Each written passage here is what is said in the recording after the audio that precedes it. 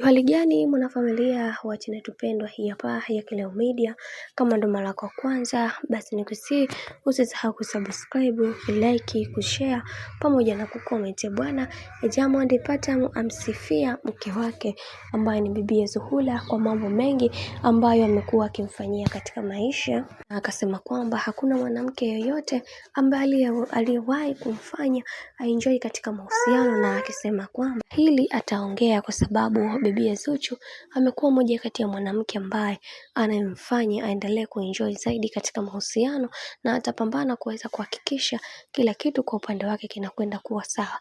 Bwana kaka yetu ameweza kutoa sifa na kusema kwamba katika wanawake wote ambao nilioweza kuishi nao katika mahusiano, sijawahi kukutana na mwanamke mpambanaji, msikivu, mtulivu kama Bibi Zuhura, kwani huyu mwanamke ni mwanamke na nusu, kwa sababu amekuwa akinifanyia vitu vikubwa ambavyo hata mimi mwenyewe nashindwa kabisa kuweza kuelewa. Na leo hii nataka niwaambie kwamba Zuchu ni moja kati ya mwanamke pendwa na mwanamke pekee ambaye nimekuwa nikimpenda, na natamani kuweza kuona akifika mbali zaidi ya hapa ambapo alipofika. Natamani kuweza kuona akipiga hatua kubwa katika maisha, nami nitapambana naye kuweza kuhakikisha anapata haki zake zinazostahili katika kila hatua ya maisha yake, kwani amekuwa moja kati ya mwanamke ambaye anapambana kuhakikisha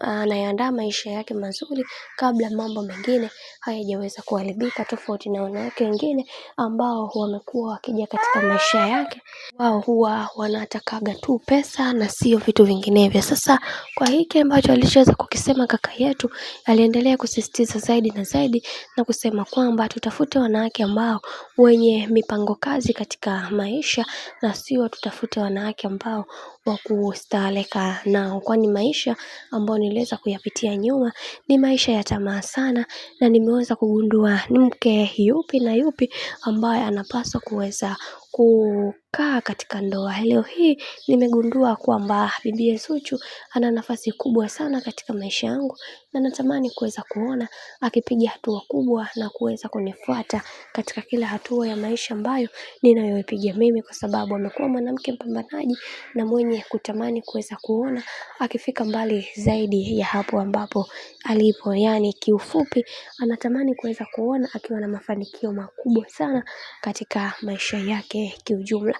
Bwana, mambo ndo kama hivyo, sifa kama tulivyoweza kuzisikia. Mimi naomba nikusii kitu kimoja, kama ndo mara kwa kwanza, basi usisahau kusubscribe, kulike, kushare pamoja na kucomment, kwani ukifanya hivyo utakuwa umejiweka katika nafasi nzuri ya wewe kuweza kuenjoy na kufurahi pia.